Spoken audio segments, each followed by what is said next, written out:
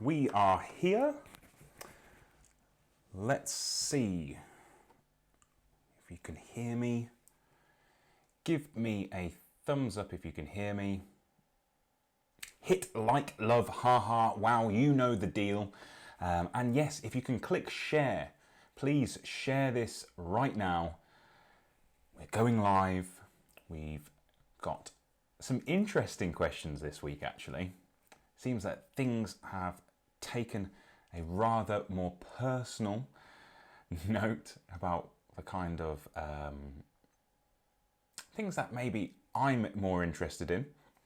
We've had an average of 14 of you online, and I know we've got a different time slot, so maybe that's thrown it a little bit, but if you can tag someone in the comments you think would enjoy watching, maybe has a few running questions, training questions, fitness questions themselves, please pop it in the comments box below, along with their name. We want to have as many people online as possible. How have you all been? We obviously had VE Day here in Great Britain this week. Have you brought your cocktail along with you? I have brought this delightful drink with me today, Hazy Jane. I have been saving it especially for today's Q&A. Some interesting questions, like I said. Most of these interesting ones came from Instagram. Whether or not that says something about the audience there over on our Instagram page, I don't know. I'm not sure if all of these are going to pop up. So I will start actually with one of the interesting questions, just in case it doesn't pop up on your feed. No, it doesn't pop up. So I'll give you a brief introduction. You put a question box up on Instagram, and I reckon around 90% of the responses are full of rubbish, but there were two interesting ones, or kind of interesting ones, which came through. And the first question, the very first one, is your favourite book is ... So there's obviously quite a wide dimension of how this could be answered. So I'd like you all, it can be sport, fiction, whatever, whether you're watching this live or you're watching this on the playback, I want you all right now to just write in the comments what your favourite book is. If someone lent you that book, tag them in that comment as well. Because it's a highly... Jenny, hello Jenny. Martin, how are we doing? I've got you on a little screen down here. Usual deal, guys. If you have any questions, post them live and I'll answer your questions as a priority. But write down your favourite book in the comments section. Hit like, love, haha, wow, and please share this feed. So I'm asked this question, what is my favourite book this week, in response to this Q&A. My favourite book probably has to... There's a few of them actually. I am definitely... Wayne, how are we doing, Wayne? You joined just at the right time. Favourite book right now. Danny, hello Danny. Favourite book. There's a few which really come to mind for me. I like autobiographies and fact, really, unless it's a Jack Reacher novel, which I'll read those, but generally I like autobiographies and factual textbooks or journal articles. But a few books which have really stood out are Michael Jordan's Driven from Within, Kelly Slater's Pipe Dreams, Tony Hawk's Occupation Skateboarder, although I haven't read that since I was about 11. What else? Other books that I have found useful, motivational. Dwayne Chambers. If you haven't read Dwayne Chambers' autobiography, it's very enlightening. Obviously, Dwayne was done for doping, and he kind of apologizes / accepts in his book, and it gives you a whole new dimension to the demands on elite sprinters, if not elite athletes, really. So that's well worth a read. I'm not sure what other ones really shout out. Driven from Within by Michael Jordan was phenomenal. And obviously,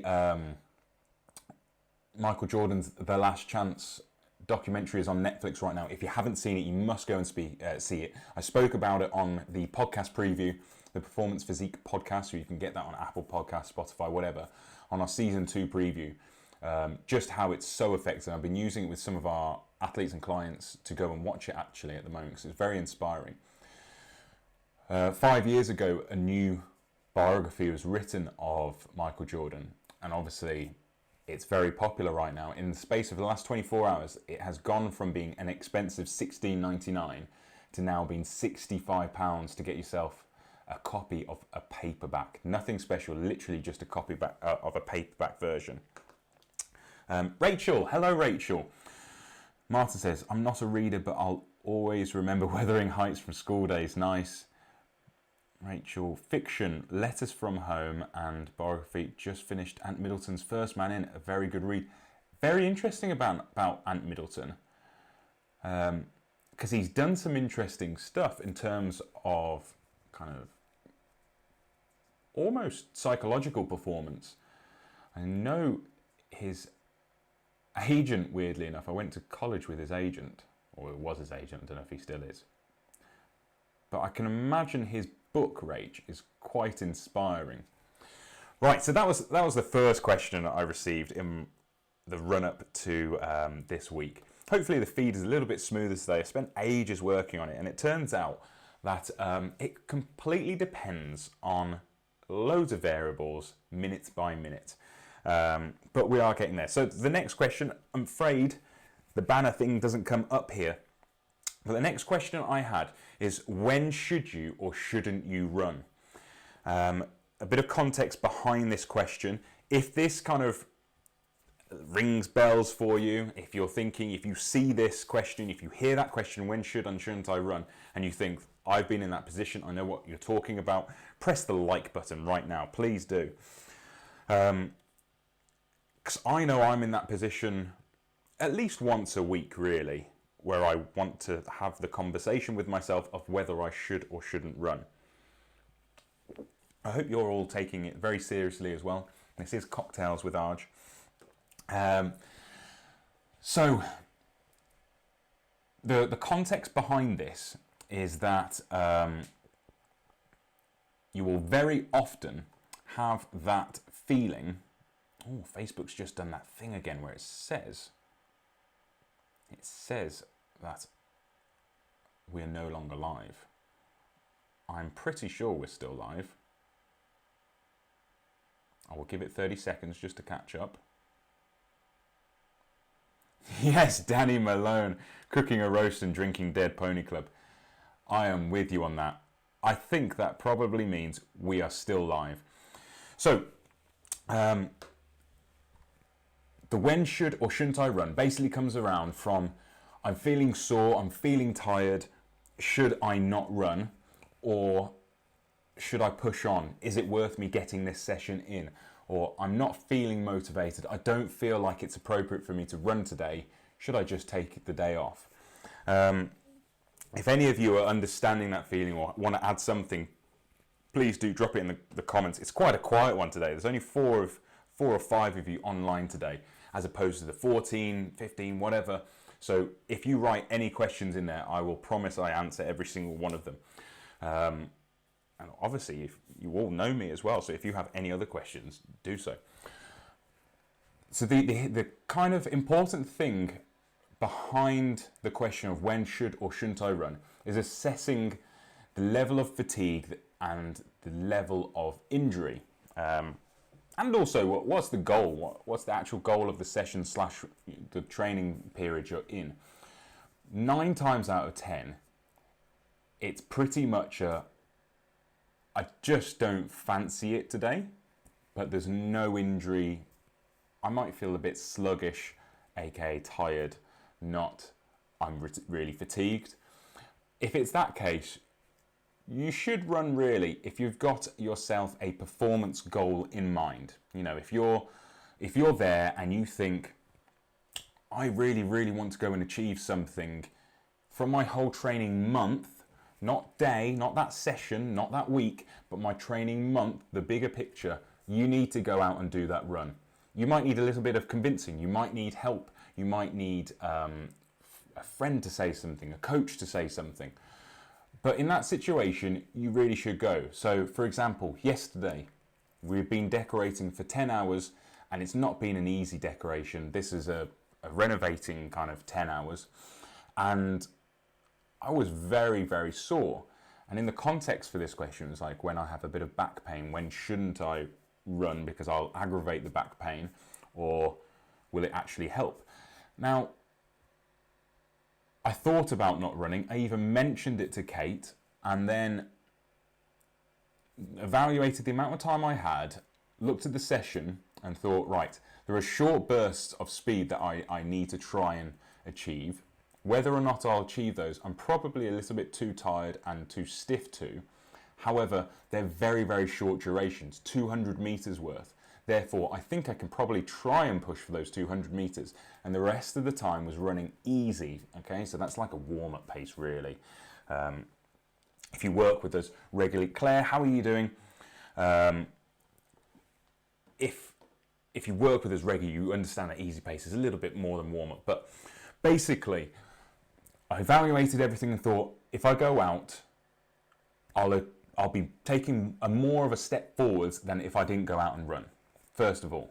Second of all, with the large amount of easy running in there, that actually might help my back stiffness. That might help alleviate a little bit of the tightness from being in awkward positions, decorating, breaking things, whatever I've been doing. Now, in the run itself, it was dreadful. I mean, I really, really struggled to get to any kind of pace, let alone the fast reps. I wasn't there whatsoever. So a little bit disappointing. But I accumulated 6 kilometers further than I had on Saturday. What day is it? No, on Friday. It's Sunday today. So in terms of my general program, my general point in the program, it was beneficial for me to go out and run. So in terms of my pain, my back pain, the stiffness, the soreness, things may be improved ever so slightly. You'll find, however, if you're planning on doing a really fast run, that might aggravate those pains a little bit more.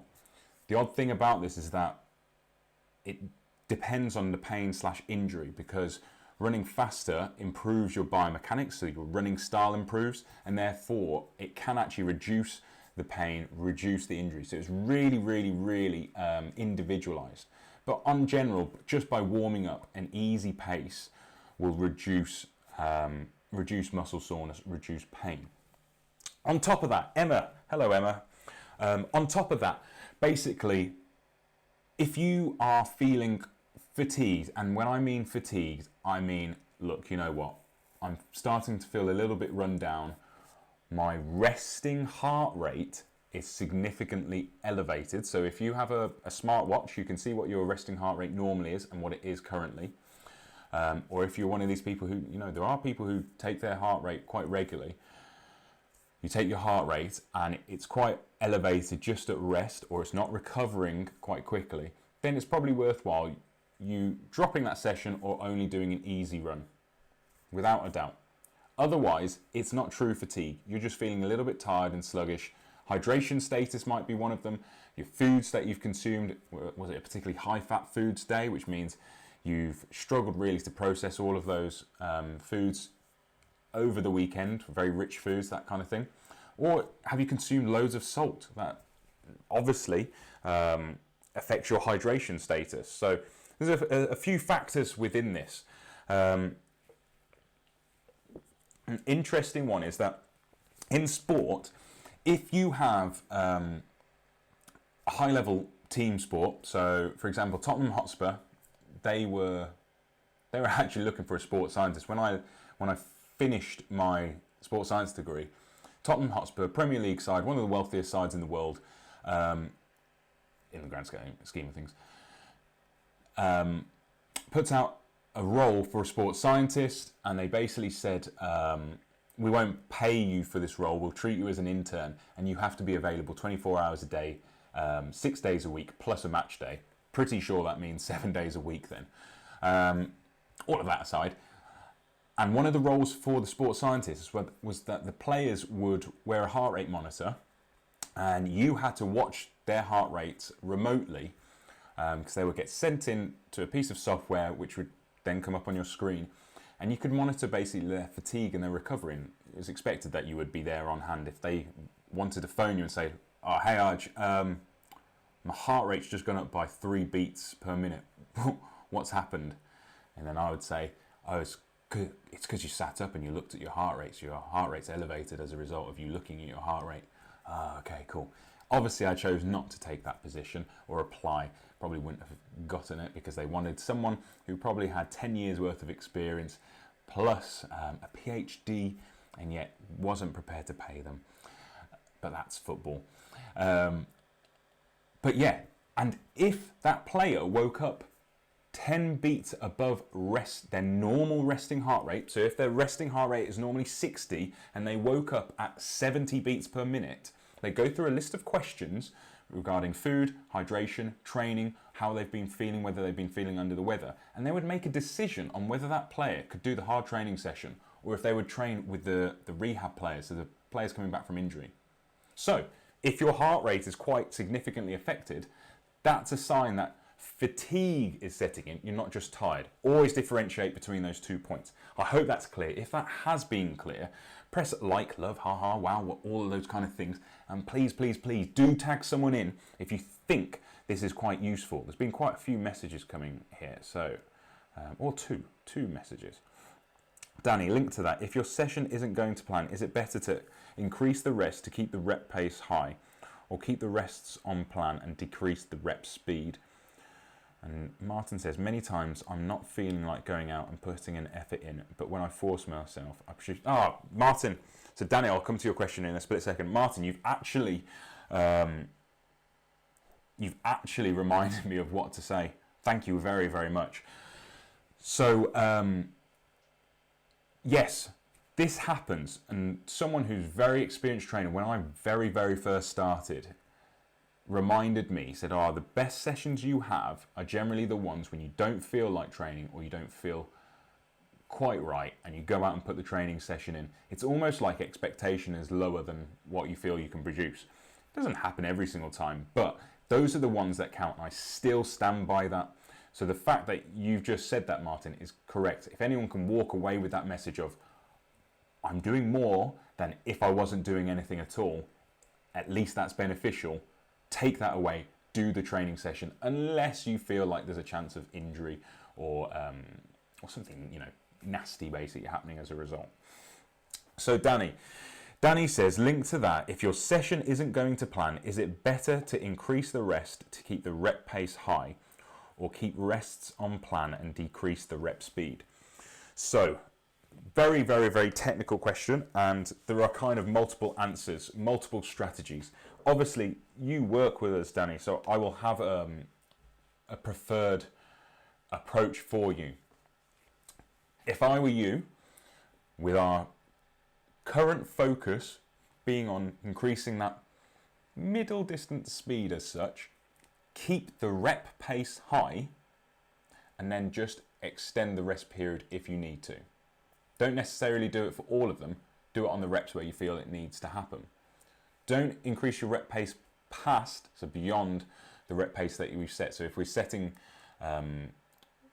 just for ease here, if I want you to run at a 420 kilometer pace for 400 meters, and you feel like you need longer rests, stick that in. But just make sure you're only hitting the 420. Don't go to 416, 415, or anything like that.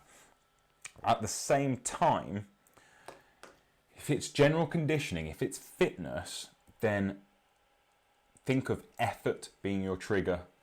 So I've set you that 420 pace to get to for your active, your sprints, and then you've got recovery periods of, say, 1 minute 30. Don't hit the 420 and be at 120% maximum effort. Just think, right, my sprints are 90-95% max effort. As long as I get to that level each time, I hold that for the period of time, then I go to my 130 rest. and I keep the timing zones. So that's for fitness. If it's for developing speed, you need to try your best to hit that rep pace and then just increase the recovery or reduce the speed at your recovery / rest periods. Is that clear? Does that make sense, Danny? Let me know. I know you're cooking at the same time. So at this point, guys, please do share the field. That doesn't make sense.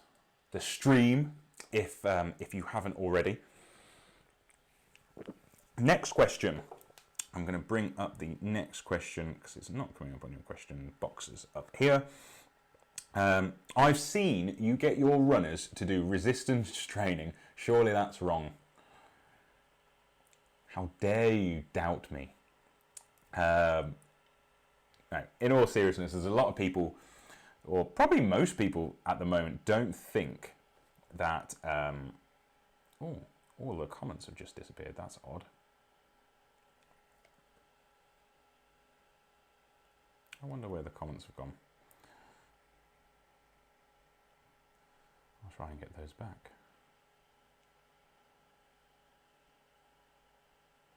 There we go. Comments come back on. Makes sense. Cheers. Cool, Danny. Ace.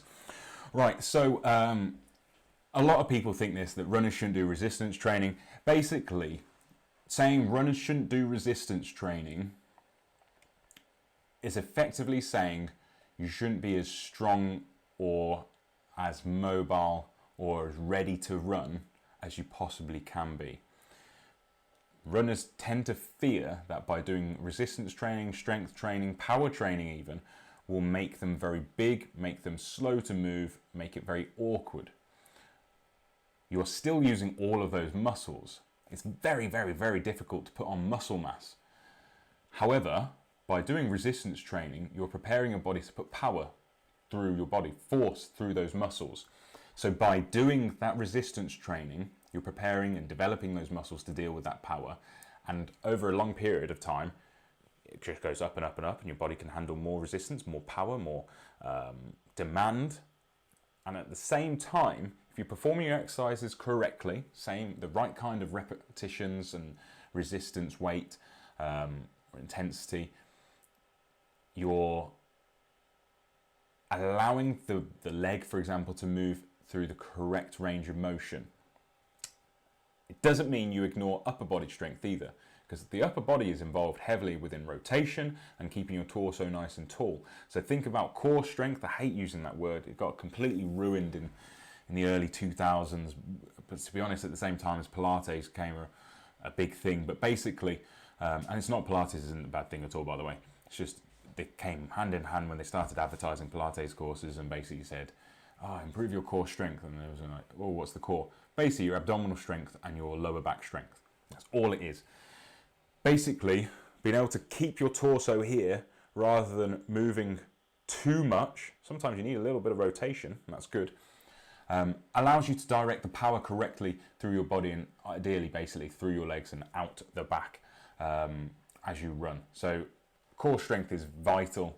Abdominal strength is vital to handle power and be able to run faster and run longer, particularly without pain. Sciatic pain and SI pain, basically, sacroiliac joint,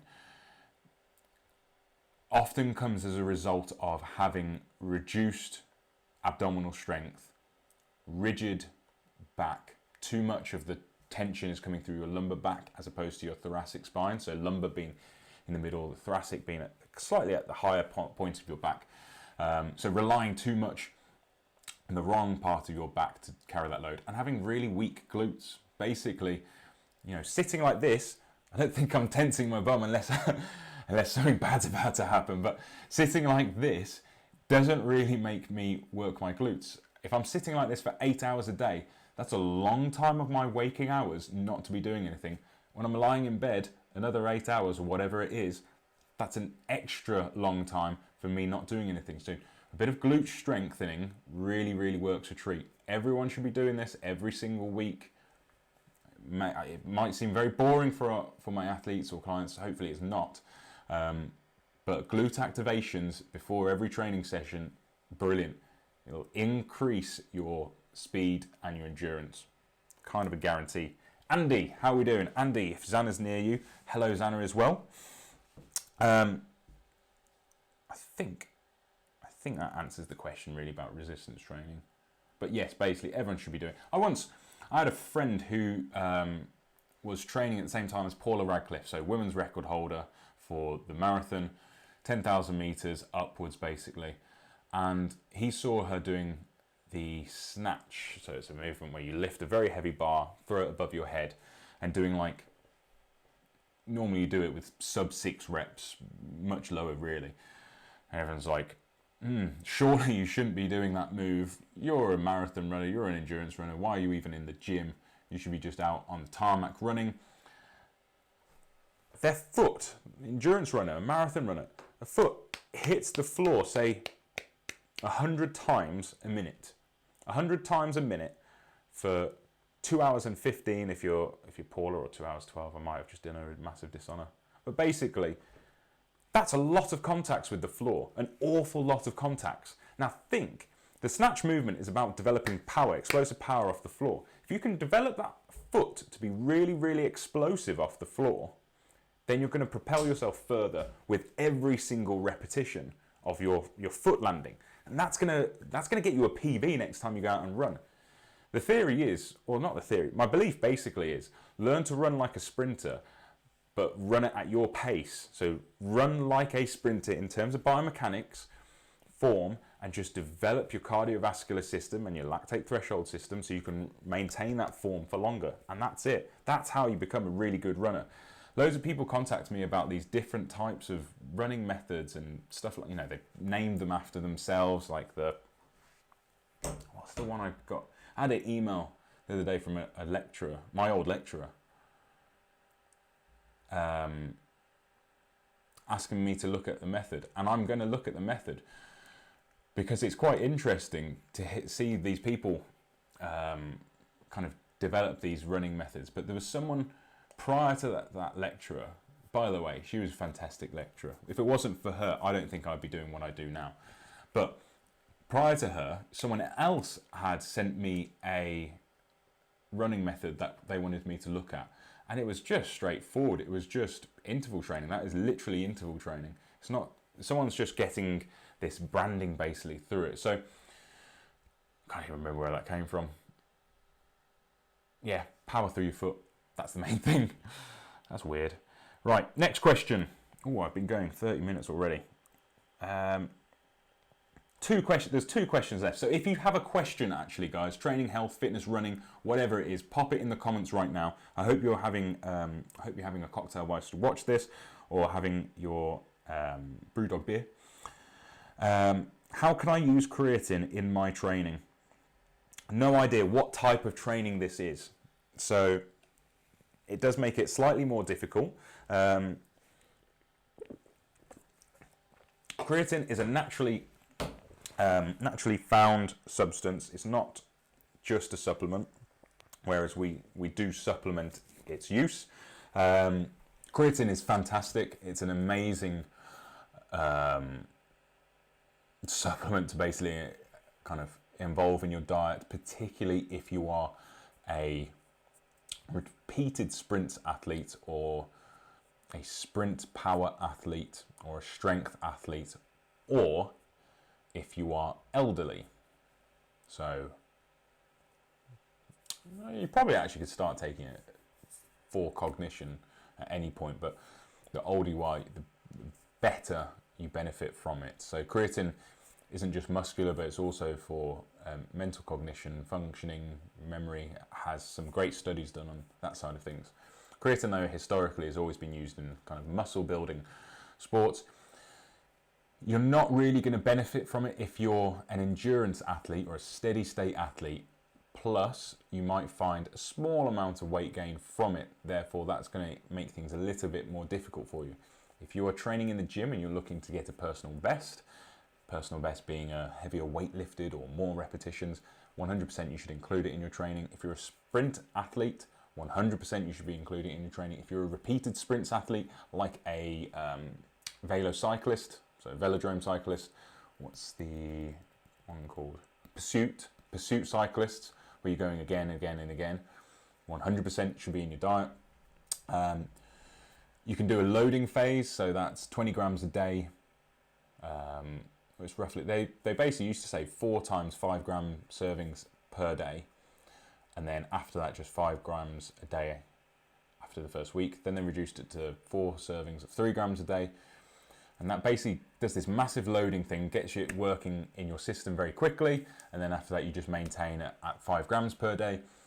If you're a footballer and that kind of athlete, repeated sprints, you don't really need to do that. You can just allow it to load. It probably take about 20 to 30 days by just taking the 5 grams per day amount, and you just keep taking that amount every single day. It comes in a powdered form. You can get tablets, but it means you have to take like 8 tablets in a day. So forget that, get the powder, stick it in your shake. But creatine is fantastic for sports performance. You just have to accept that it will probably increase your weight ever so slightly, and then it will come back down again. It's just water weight for a very short period of time, particularly with lower quality. But you will see that there's loads of different forms of the creatine supplement. So monohydrate is the old school version. Take the old school version. It's the most researched version. They compared it against HCl creatine and creatine ethyl ester, and the latter two are kind of 7 times the price of creatine monohydrate, and they're like buffers this and stays in the system and all this kind of rubbish. And basically when they compared it, the latter two disintegrated in stomach acid, whereas creatine monohydrate just kept on performing, kept on going up, kept on working, and it was drastically cheaper, like phenomenally cheaper. Like a 15-day supply of creatine ethyl ester, I will get there, too much of this, creatine ethyl ester was like £40, whereas a 30 or 40-day supply of creatine monohydrate was like 7. So yeah, drastically different. Include it in your training. Interestingly, even though it increases your weight for a very short period of time before evening out, creatine monohydrate has been shown to improve body composition. So as long as you're not fixated on weighing scales to determine your progress, or you can accept that for a couple of weeks your weight will go up as a result of taking creatine monohydrate. It has shown, very small, but there is a clear trend to creatine monohydrate improving body recomposition. So that's basically losing body fat, increasing muscle mass. Right guys, if you have any questions at this period of time, I only have one question left, so please do pop it in the comments. Hopefully this is beneficial. If it is beneficial, tag someone you think might benefit from it. Share it if you haven't shared it already. It really does make a difference. We've had loads and loads of cool questions. Hey Fran, how are you doing? We've had loads and loads of cool questions over the last few weeks. I think this is week 6, something like that. And we've averaged 14. We are a little lower than that. I probably will say that's my fault for doing it at 4 p.m. as opposed to in the morning, or I think the last slot was at 3:30. But I am loving doing these sessions. I'm getting some interesting questions. And the last interesting question actually I have here, and this was sent on Instagram as well. So the second of the Instagram questions, and you can see when I say there's a trend, the type of question asked on Instagram is very different to the other questions I have. And this one, they're very short questions as well. It's like, your favorite book is ... And this one states, what's your favorite food? ? Really broad question. I like a lot of food, particularly in lockdown. I'm going to take this from a savoury point of view, and I'm going to go for I'm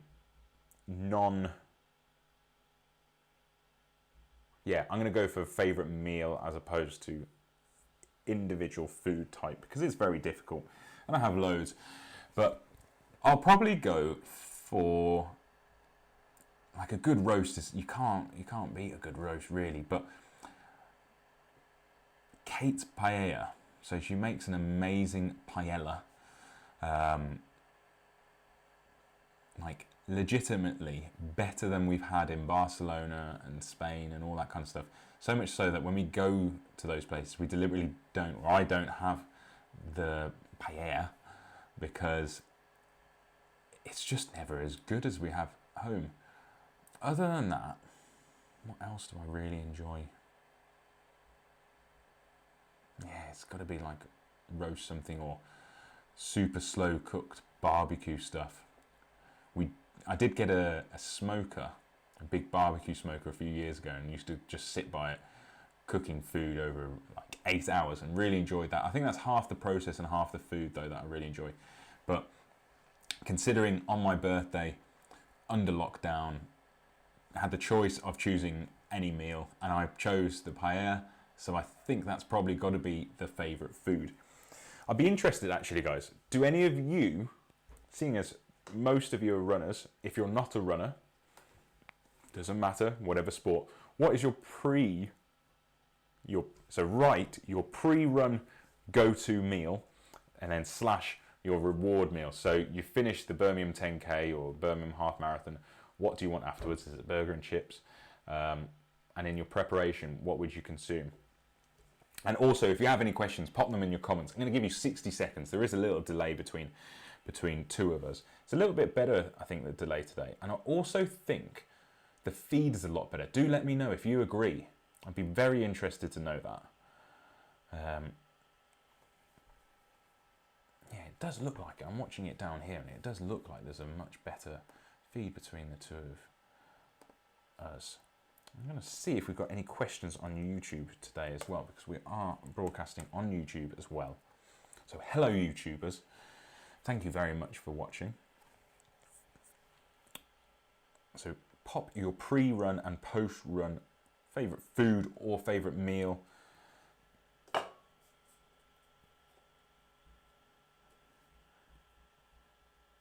Fran has said pasta, bacon, spaghetti bowl. Yes, Fran. What pasta bake is it? Is it tuna pasta bake?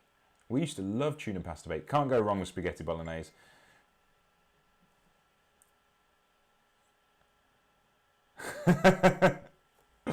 Hello, Claire. It didn't say you were online, Claire. Sharper and clearer feed. Cool. That's great to know. Really, really useful. Spent absolutely ages over the last 2 weeks trying to rectify it, and it all turns out there's loads of variables, and half of it's down to Facebook. Interestingly, Facebook has been struggling with live streams because there's been so many people on trying to do live streaming. No comments on the YouTube. Hilarious. Sausage and creamy tomato on your pasta bake. Wow. How many hours did you have that before you were competing? Danny has sent me my roast result. Danny, I'll have a look at that image very, very shortly. Are you tucking into it right now?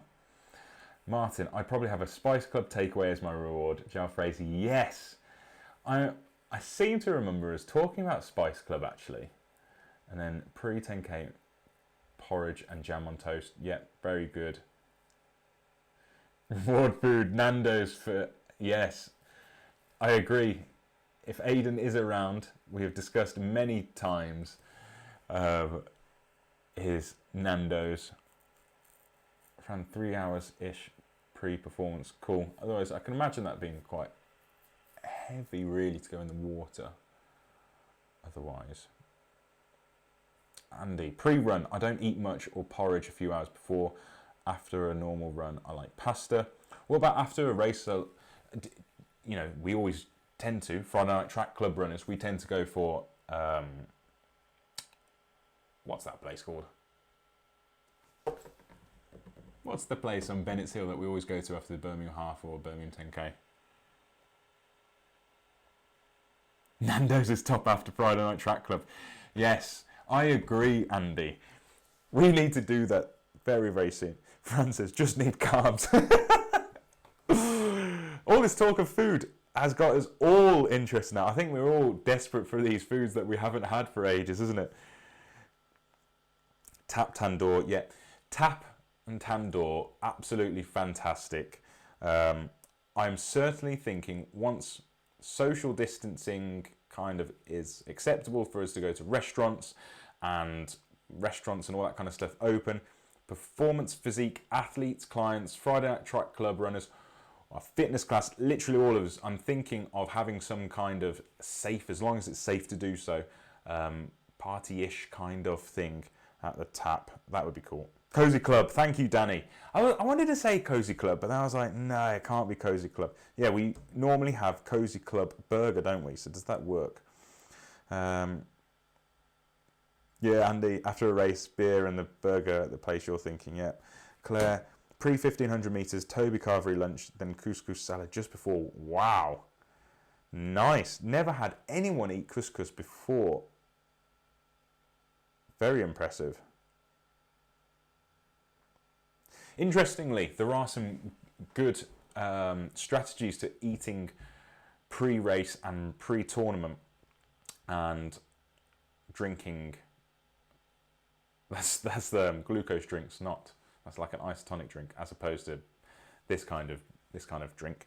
But there are some interesting strategies, and we'd normally spend like 2 hours looking at a race time and working out just exactly when you would eat and drink. So, for example, food and hydration status for triathlons and Ironman. I've done those twice, and that was quite fun actually, because you have to get them ready for it. Otherwise, it can be very uncomfortable consuming food and drink whilst training and exercising. So, Fran, for that, is that just when you have a single match, or was that multiple matches?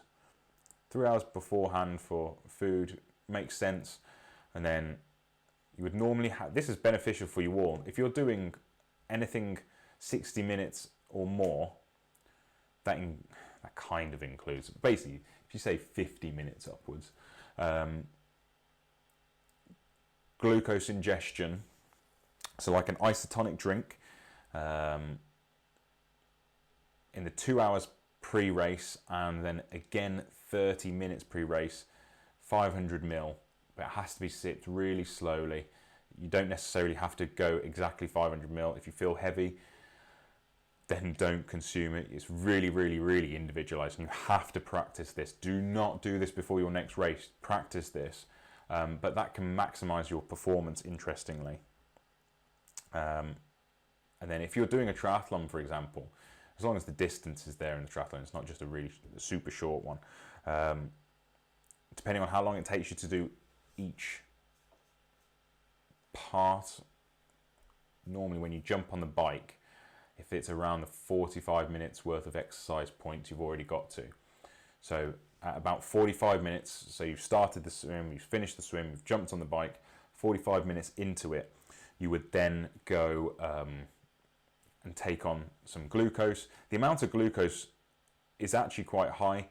They did loads and loads of research and just kept increasing. And the researcher was, he's one of my favorite researchers. What's his name? I will find his, right, it's got a Dutch surname.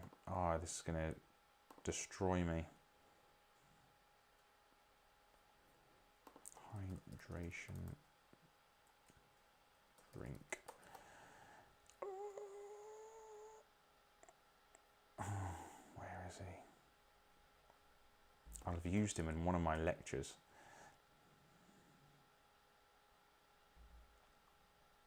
I want to say Van, but I don't know if that's right.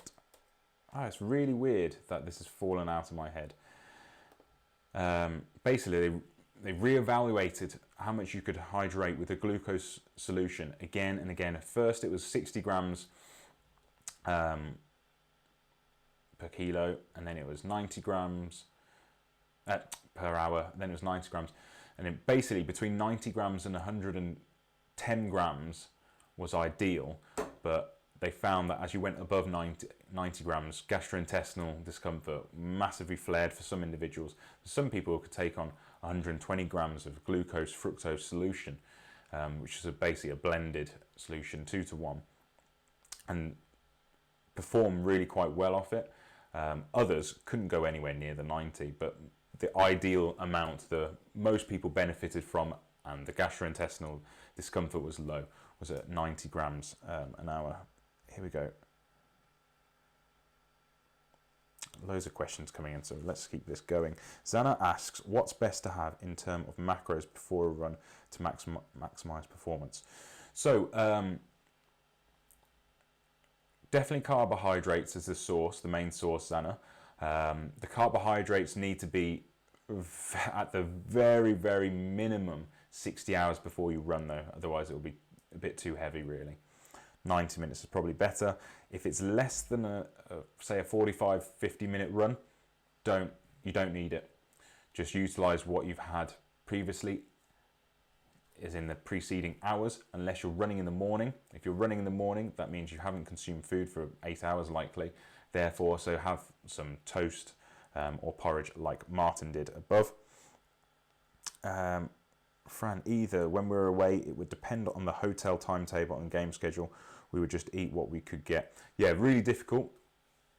Traveling, like you were saying there, Fran, requiring the hotel to work with you. Heard some amazing stories about nutritionists kind of having bust-ups with hotel chefs about what to prepare. That's for another time probably. And how long before? Andy, hopefully I've answered that. 90 minutes before is probably the best time, if not more. Fran, morning games are the worst. Hotel not serving breakfast till 7. Yeah, that's a load of rubbish. Shauna, how are you doing, Shauna? And the Italian would have like 4 espressos. Yeah, so caffeine is amazing. We will discuss caffeine next time, without a doubt. It's killing me that I can't remember one of my favourite researchers' names. Glucose, 90 grams. Let's see if that comes up.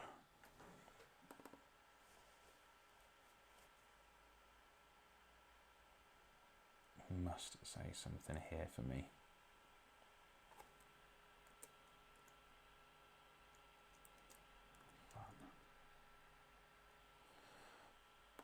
This will be useful for us all, so let me find. Do stay with me as I dig this out for us. Yes, Asker Ukendrup. So Asker Ukendrup was based in Birmingham, then in Loughborough, then back in Birmingham. Asker Ukendrup wrote some great stuff on hydration status, or particularly endurance feeding, basically. And it was his studies that kind of outline everything that we should be consuming at the moment. I'll definitely speak about him in the future. Funny story about him, I had his nephew come to see me about nutrition, and it was kind of like muscular building nutrition. And doing all of this, halfway through a kind of informal consultation with him, told me that his uncle did nutrition as well. And I was like, oh, cool. Usually that's a bad sign, but I was like, oh, who's your uncle? You know, what's he do? And he was like, oh, he does some stuff for the university, and this was in Birmingham. I was like, oh, cool. So what kind of stuff does he do? And he's like, oh, you might have heard of him then if you know such and such about nutrition and stuff. And he's like, his name's Asker Ukendrup. And I was like, why on earth are you seeing me then? This guy is like known at the top of the endurance nutrition world. Like literally there is no higher than him. I don't know if he does any private work actually. I think he might even be just a researcher as opposed to working with individuals, but still incredibly intelligent, incredibly well versed on nutrition for endurance sport. And the lad was just like, oh, well, first of all, I didn't really want to go to him, and B, I just didn't really know how good he was at anything else because he is all about endurance. I'm pretty sure he could have gotten through. Danny, I used to bring my own, add water, porridge and bowl to some hotel. Yeah, Absolutely. Suss out the venues, suss out what available food is going to be there if it's in a foreign country, what's going to suit you and how you can get through. It would definitely vary what your kind of comfort is. If you have, when I say comfort, gastrointestinal comfort, that is, when you have foods that you're not familiar with and you're trying to race on them. So definitely pre-plan if you do any, well, I suppose it'll be a while before we do any abroad races or matches. Right, everyone, I'm going to give you 60 seconds to post any more questions. I've been on for 52 minutes, so long time to keep you all. It's Sunday dinners, I'm sure. Danny, your picture looks phenomenal. Looks very nice indeed. Do like a bit of that cabbage as well. So post any outstanding questions. Otherwise, go and enjoy your evening. I think I managed to get the paint off me pretty well. Oh, there's a blob there. To hide from you guys that are in the midst of renovating. Andy and Zana, I hope your renovations are going well. Maybe this is your break from it. Poor Kate's still working away. 20 more seconds, everyone. I know you're about a minute behind on the feed now. And then we are going to go.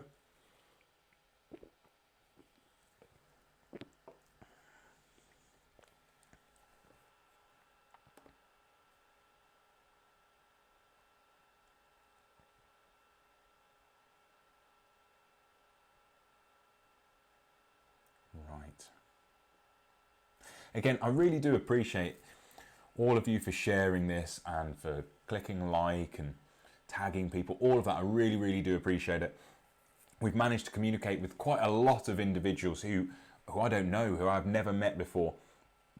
Quite a lot of viewers at times as well. So I really do appreciate that. We are trying to broaden our spectrum, our audience, trying to help as many people as possible. So thank you all very much.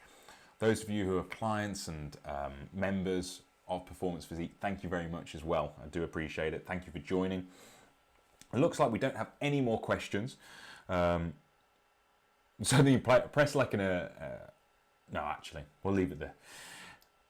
So thank you very much, everyone, for watching. Please do stay safe. I watched a live DJ feed last night, and he closed by saying, thank you, everyone, for watching.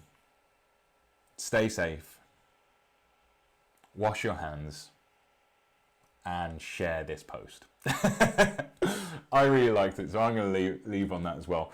But have a great Sunday. I will speak to you all in the week.